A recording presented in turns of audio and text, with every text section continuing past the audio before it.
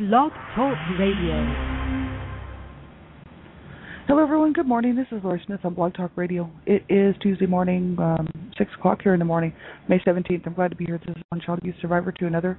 We're on for 30 minutes. It's a live internet streaming radio broadcast from blogtalkradio.com. And chat room is open. I did pop the link into there, what I want to talk about here today. And thanks, everybody, for tuning in. I really appreciate it. I have like 28,500 shows listened to pretty much. And that's a lot of shows. Thank you so much for tuning in. I appreciate it. And, you know, everybody's taken the time to listen to me for the last year and a half. I had no idea how long I'd be on here, and I was thinking I might go 3 months or 6 months and just do a few shows, and it's just turned into what it is today. And I appreciate everybody who's listening, and it's a lot of work keeping up with my shows, so thank you very much.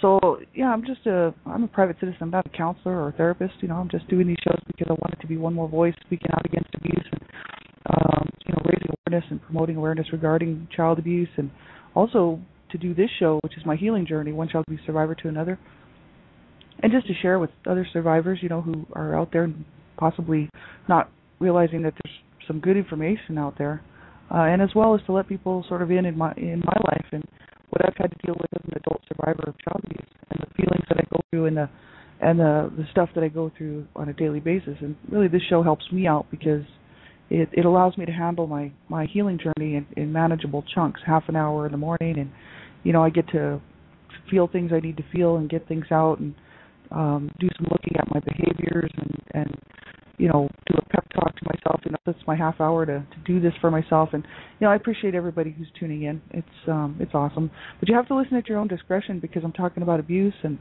it's a very sensitive subject, and a lot of people may find it very uncomfortable. I've had to live with this my whole life, so I don't, I was more uncomfortable being abused than I am talking about it. So you have to listen at your own discretion to all of my shows. And young people under the age of 18, I just ask that you have permission from an adult, have someone listen to the show with you to make sure that it is something that you should be listening to age appropriately, because I don't know how young the children are or how young the people are who are listening to my shows. And there is adult content on my shows, and I think that young people should be protected at all times. That's the whole issue. I'm the Canada Regional Director for Dream Catchers for Abused Children, and we're standing up to fight to save children's lives and to fight to protect child rights and stop child abuse. And so you need to know how to keep yourself safe online. And if you're under the age of 18, have an adult, a parent, caregiver, teacher, someone you trust who's older, who's an adult, who can help you make a decision whether you should be listening.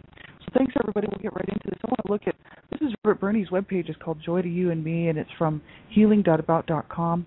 And he's written a whole bunch of stuff here on codependency, boundary work, inner child work, and all kinds of stuff. He's got some great info here.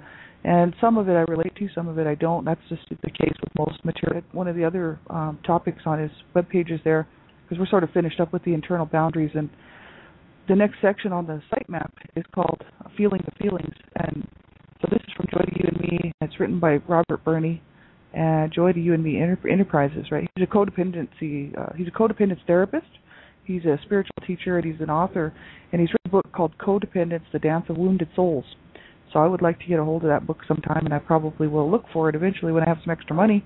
And because he's written some really awesome stuff, and I'm sure that it's a great book.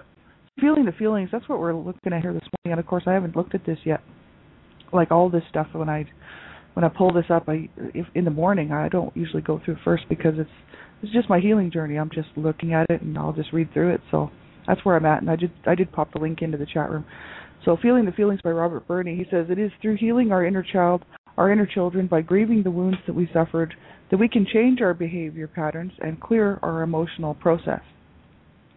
We can release grief with its pent-up rage, shame, terror, and pain from those feeling places which exist within us. So he says we can release the grief with its pent-up rage, shame, terror, and pain from those feeling places which exist within us. That's interesting. That's what I'm working on. I've been working on this for a long time, 4 years really. But I started working on this as an adult when I became an adult, like in my 30s, because I was very looked okay on the outside, but I was raging on the inside. And my mother had passed away when I was 30 years old, and I moved to Canada. I moved 2,000 miles away from my family. And I finally ran away, like the age of 30, right? And my mother was still alive when I left, and she was like, "I'll haunt you to the day you die." And she was mad because I was leaving, and she was going to be stuck with my dad. She didn't want to be stuck with my dad. He was never ever looking after her, taking care of her, and so she kept me around to to help her out so that she wouldn't have to deal with my dad. And so, which I did. I stuck around because I wanted to make sure she was all right, and that her needs were being met. Which I used to cook for her and do the laundry. I basically took over that role in my 20s because she was not able to do it anymore because of health reasons and health issues and all kinds of stuff. So she didn't want my dad really to have much to do with her. So she just kept me around. And then at the age of 29, dropped the bomb that she never loved any of us, and she didn't want us, and we were all worthless to her. And I was like, you got to be kidding me. So I talk about this a lot. I actually wrote about it in the book Life of Death, The Redemption. So I was upset, and I had to get away. I finally had to run away at the age of 30, so 29. So I left New Mexico, came to Canada, and I thought, well, by doing that, I'd be able to get away. That was my thing. I was like, I'll be able to get away. But I didn't realize I wouldn't be able to get away from myself and my past, really. It was just carrying it with me when I came to Canada. And within, a year and a half, I had met this man, Cecil, and we had begun this relationship. And then I was pregnant, and I lost the baby. And then 3 months later, my mom ended up in the hospital and was dying. And so I had to go down to New Mexico to see her. So I got to see her for an hour before she passed away. And an hour's not a lot of time to try to reconcile for 30 years of mistreatment and maltreatment and horrible things she had said. And she did try to kind of make amends on her deathbed. She said, I was a bad mother. And of course, I didn't say, yes, you were a bad mother. I just said, no, we loved you, Mom, and all your children loved you, And so, I thought it was okay, right? I came back from the funeral, and, a couple weeks later, I came back to Calgary and got an apartment. I was sitting in my apartment. I didn't have any furniture or anything like that. I just was sleeping on the floor on my clothes and stuff, and didn't have anything really, and had left Cecil, and it was just a sad time in my life. So I just lost my baby, my boyfriend, and my mother within 3 months, and it was a harsh time, and I was just feeling so down and so depressed, and I realized that this rage was inside of me, and it's because my mother had passed away, and I had never, ever heard what I needed to hear from her. It was that she loved me, and that she wanted me, and I was a wanted child, and that she did love me, and that she, to try to make amends for what had happened in my past. And so all this grief and this rage really was built up inside of me, and this pain. And I thought, oh my God, if this ever comes out, it's going to, I don't know if I could ever come back from surviving, let it out. I kind of felt like I wanted to run to a field somewhere and scream my head off, because I couldn't do it in my apartment, because I figured somebody would think somebody was killing somebody, right? So I thought, okay, I can't do it here because my neighbors might call the police saying, oh, somebody's getting killed over there, right? Because I wanted to scream and scream and scream and let these feelings come out, you know what I mean? So that's just how I felt after my mom had passed away, and I was on my own, and I got a job and everything. It was busy during the day, but then I'd go home and I'd be so down, I'd just cry. I did that for like almost a year, and just trying to allow myself to feel some of this stuff that I had keeping back for so long, just keeping locked away, right? And there was just all the grief and all the pent-up rage and the shame and that pain and the terror, So this is what he's talking about. He says that does not mean that the wound will ever be completely healed, he says, and there will always be a tender spot, a painful place within us due to the experiences that we have had.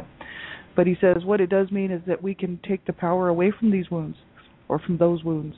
By bringing them out of the darkness into the light, by releasing the energy, we can heal them enough so that they do not have the power to dictate how we live our lives today.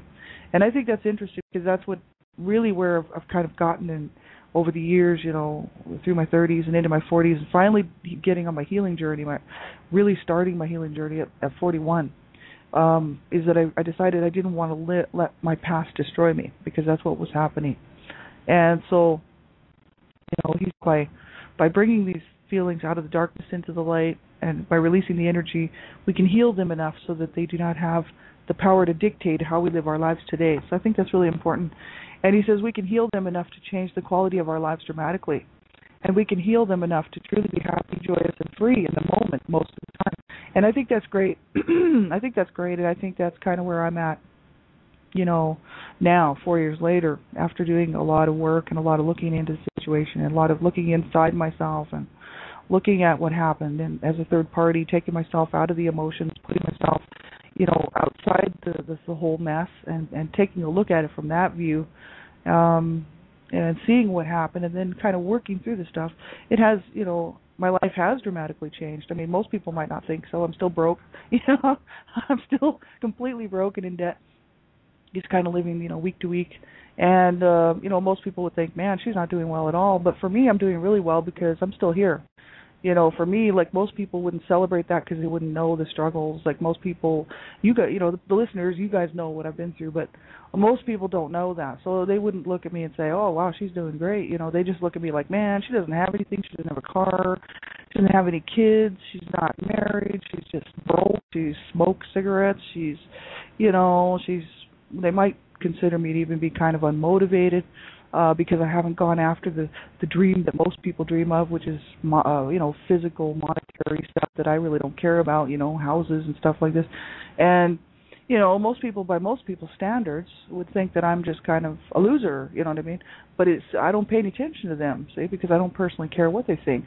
For me, I mean, I celebrate the fact that I'm still here every day. Because I mean, you know, my life's been hard, and just like everybody knows, your lives have been hard. Everybody's life is hard, and you know, it's a struggle. And some of us have had to work just to be able to stay here, let alone, you know, not working to buy a house and try to live some sort of suburbia dream. I mean, who cares? You know what I mean? Like, to me, that just doesn't matter. But what matters is my emotional health, my mental health, my well-being. I'm working on my physical health, right? So I'm slowly, like, I'm trying to be good to myself, you know, and keep myself well.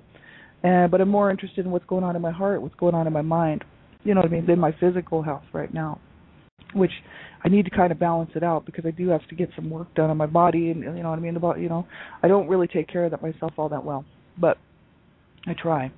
But the thing is like, you know, most people's standards, they would look at me and say, man, she's not doing well at all. She's broke. She keeps a job once in a while with temporary jobs. I'm just working temporary jobs. But that's because my sweetheart has been my focus for a long time, because for 10 years he's been diagnosed with terminal liver disease, not cancer, but it hasn't gone to cancer yet, thank God. But and hopefully it won't. But the thing is he's terminally ill. He's in the hospital right now, and he almost died the other day.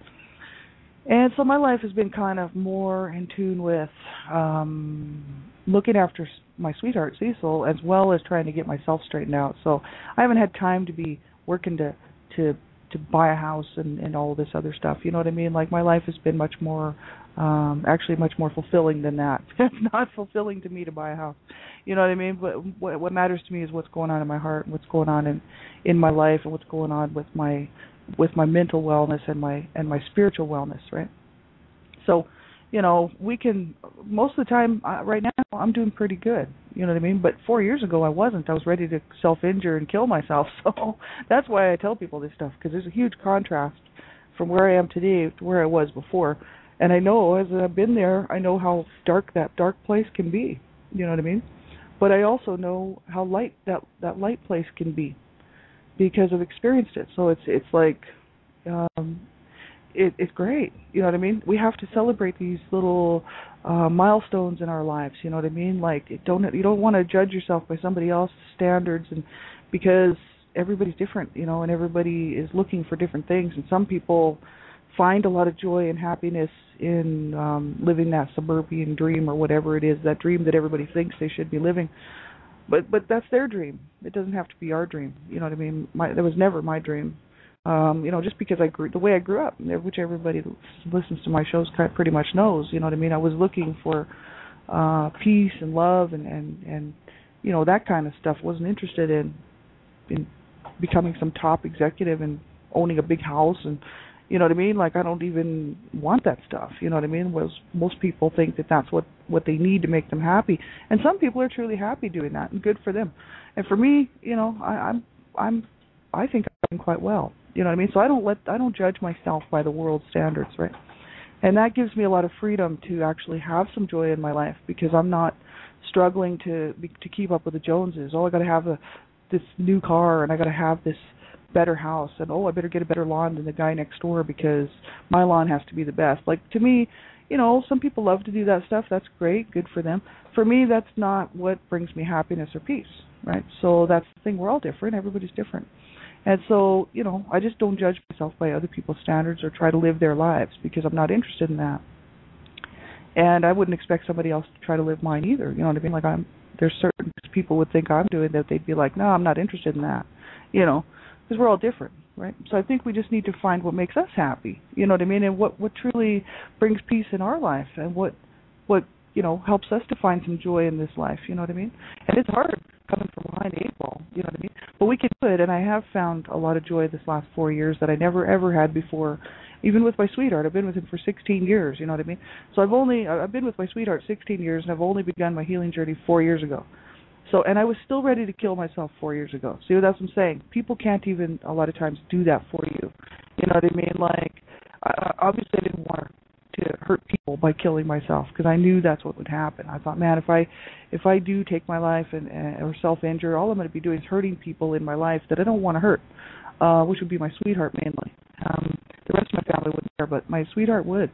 So I thought, well, I can't do this, you know what I mean? So I was sitting there thinking, how am I going to get out of this pain? How am I going to do this?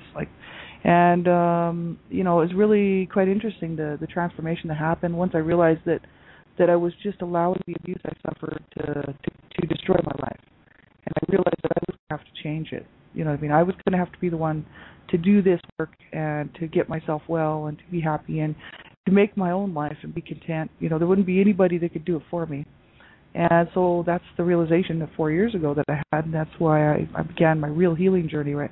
So he says there's no quick fix. He says understanding the process does not replace going through it. There's no magic pill, there's no magic book, there's no guru or channeled entity that can make it possible to avoid the journey within, the journey through the feelings. So he says no one outside of self, true spiritual self, is going to magically heal us. And I used to think that. I used to think there'd be somebody that could take my pain away, a friend, or I used to kind of just wish that. It was just a wish and a hope, really. But once I realized it was going to have to be me, it was like, wow, okay, a little light bulb came on, and I was like, okay, I'm going to have to do this. Wow, you'd think I would have figured that out before, before the age of 41. But the thing is I was stuffing my pain, stuffing my anger. So, until that moment when I was ready to self-injure again and wanting to plan my suicide, and I thought, what am I doing? Oh, my God. And a realization just kind of came in, and I was like, I was looking at myself from the outside, and I thought, what are you doing, man? You know what I mean? You're going to allow your parents to win this fight? Because my parents are really, this is who I blame, you know what I mean? Like, my parents. And you know what, like I'm going to let them win this fight after all these years, you know what I mean? After them trying to destroy me, which they did, and I'm going to let them win this fight? I sat there and I thought, no way. I'm going to win this fight. So then I got mad and I was like, that's it. That's enough. You know what I mean? Like I'm going to have to straighten up and get, find some help and get some healing and really learn how to live this life. So this is what I've been doing, and it's a long road. It doesn't happen overnight. So he says there's going to be some alien ET landing in a spaceship singing "Turn on Your Heart Light," who is going to magically heal us all. The only one who can turn on your heart light is you, he says. The only one who can give your inner child healthy parenting is you. And the only healer who can heal you is within you. So we have to be responsible for our healing journey, and I found that out really quickly. So that was from Codependence, The Dance of Wounded Souls, from Robert Burney. So he says emotions are energy that is manifested in our bodies. They exist below the neck. They are not thoughts, although attitudes set up our emotional reactions. And he says, in order to do the emotional healing, it is vital to start paying attention to where energy is manifesting in our bodies. And where is there tension, tightness? Could that be ingestion, really be some feelings? Are those butterflies in your stomach or in my stomach telling me something emotionally?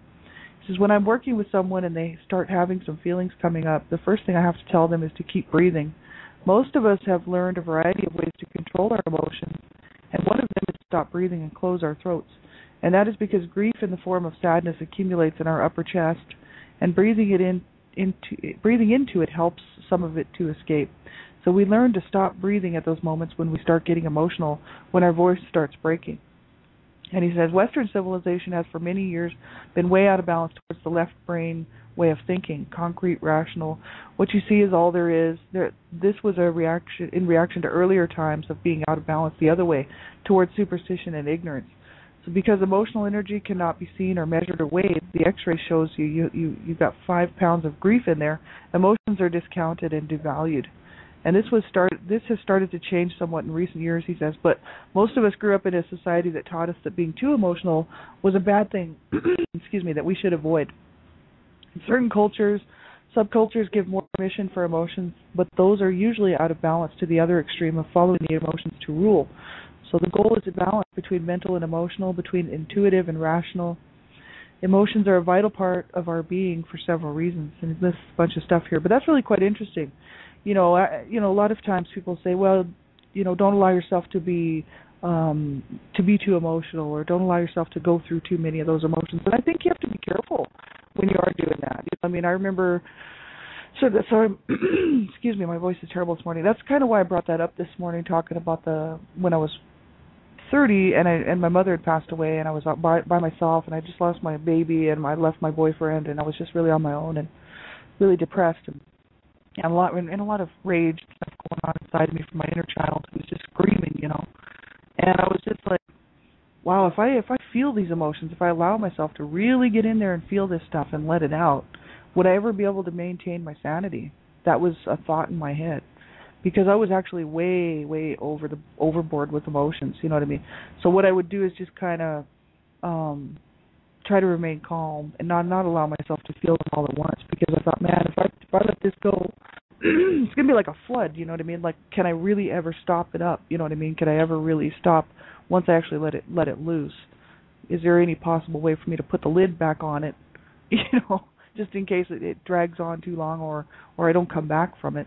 That was something that was going on in my mind, because that's how serious this stuff really is. It's not a joke. It's very, very, it can be very, very scary.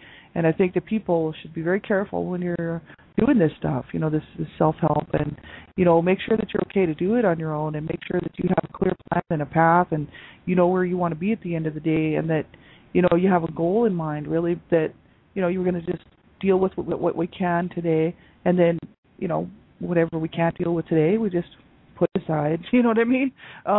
Because that's the whole issue, like, or make sure you get some help. Yeah, that's why I keep saying that on every show, because, people don't realize how hard this stuff is unless you've been there. You know what I mean?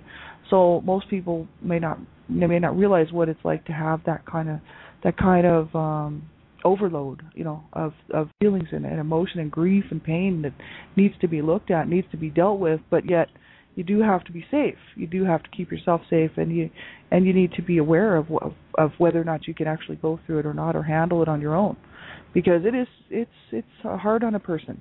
It's hard on a person's body, and it's hard on a person's mind, and it's hard on a person's very being. You know what I mean? So you want to be very careful when you're doing that stuff. And I like myself, I just know myself, so I don't, if I feel like, okay, I'm not gonna be able to address that today, because I need to just focus on whatever, you know what I mean, going to work and doing my thing, you know what I mean, like that's what I do. But I know that I'll be safe looking at it again at some other point, you know what I mean, because I'm doing self-help, but not everybody can do that. So you have to be very careful what you're doing. And it says, he says here, emotions are a vital part of our being for several reasons. Number one, because it is energy, and energy cannot just disappear. The emotional energy generated by the circumstances of our childhood and early life does not go away just because we were forced to deny it. It is still trapped in our body in a pressurized explosive state as a result of being suppressed. And if we don't learn how to release it in a healthy way, it will explode outward or implode back in on us. Eventually it will transform into some other form, such as cancer. See, and that's the thing, right? I mean, this is what people say, that, a lot of times diseases and whatnot are brought on a lot of times because of holding the body in a certain state of unrest and negativity and anger and rage, and suppressing that energy inward, that negative bad stuff, you know what I mean? And, I don't know, has there been enough study ever done on it? No. And so we can only go with what people have sort of come to the conclusion of. But they do know that people who have been abused, with the studies they've done, people who have suffered, been abused, and treated horribly, usually do suffer from some type of physical ailments as well as emotional and psychological ailments too, right? So it's not just that abuse and stuff affects a person later just only in their mind or only in their emotions. It affects your body as well. It does have a toll on a person, their whole being, and why wouldn't it? Because we are a flesh body, but we have a spirit and we have a soul. We have emotions, we have a mind, we have a soul, and then we have this flesh body. So why wouldn't that be affecting that? Of course it would, because we're supposed to work in unity. The mind and the soul and the spirit and this body here is supposed to be in union. So that it's functioning at maximum. The best level that possible. And I mean, I've spent my whole life in this negativity, smoking cigarettes, doing drugs until I was 21, and not taking care of myself, car accidents, all kinds of car accidents, abuse and garbage, and then, over the years just bouncing back and forth between weight loss, losing weight, gaining weight, losing weight, gaining weight, never really taking care of myself, you know what I mean? And because I didn't have any good examples, and it didn't seem that important to me, you know what I mean? That's what I'm saying. I was more interested in my mind, my mental health, and my emotional well-being, other than my physical health. So I'm still kind of working on that, you know what I mean? That whole physical health side of it. And I recently had a doctor tell me some stuff about my body. Because I had to go to the clinic because this wound on my leg will not heal. It's been since December. It's already May, and he's like, maybe you got diabetes. I said, well, they did a diabetes test, and I said, no. They said, no, you don't have diabetes. That's good news. And I said, yeah, no, I don't think I did. And he says, no. He says, well, it's probably because you smoke, And he says, you really need to quit smoking. So because the pulse in my feet is good, but the intake is no good. So he's like, if you quit smoking, you can help yourself. I'm like, I know, because my feet turned black and they went really funny one time. But I've had all kinds of physical problems, you know what I mean, just from my just not taking care of my body, and my parents not taking care of my body, right? So this is the thing. We don't want this stuff, this emotional, negative, energy that we have been, suppressing and keeping inside of us to manifest in our body, right? It's very, very sad, and it's just sad that people have to go through this stuff, you know what I mean? So he says if we don't learn how to release it in a healthy way, it will explode outward, or it could implode, right, back in on us. That's what he's saying. So he says eventually it will transform into some other form, such as cancer or some other disease, heart disease. That's an issue with people who have been abused. Heart disease is something that is kind of common with people who have been abused, because you're always keeping, there's the fight or flight. It's always being in a state of trauma, really, fight or flight, right? And so it releases all those toxins in your body, right? And those toxins go through, all of your cells, and they go through your bloodstream, and so all those what do they call that stuff? I can't remember now. But anyway, that stuff is really hard on your body. It's just horrible.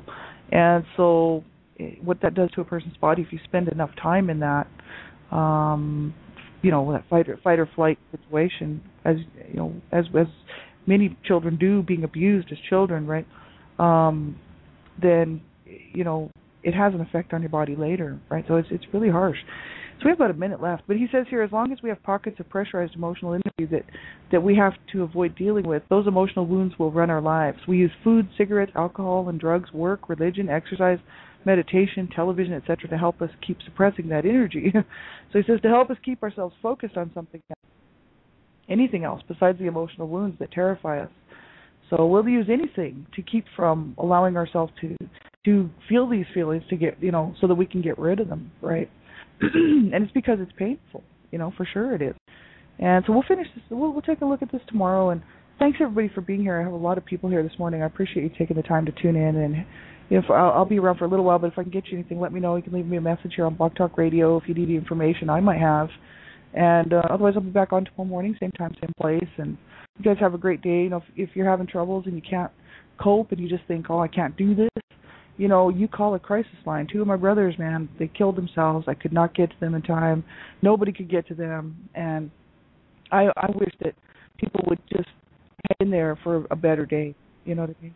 Like, I've been there. I know what it's like to be thinking there'll never be a better day. You know what I mean? As a child, I thought it'd never be a better day, right? But now here I sit, having some better days, right? So, it's just proof that there are better days, and there's too many people that have gone through this that know that. So, you get yourself some help and you make a phone call and you call a crisis line if you can't cope. I mean, if there's nobody around, you make sure you stick around, okay? Have a great day, everybody. Talk to you real soon.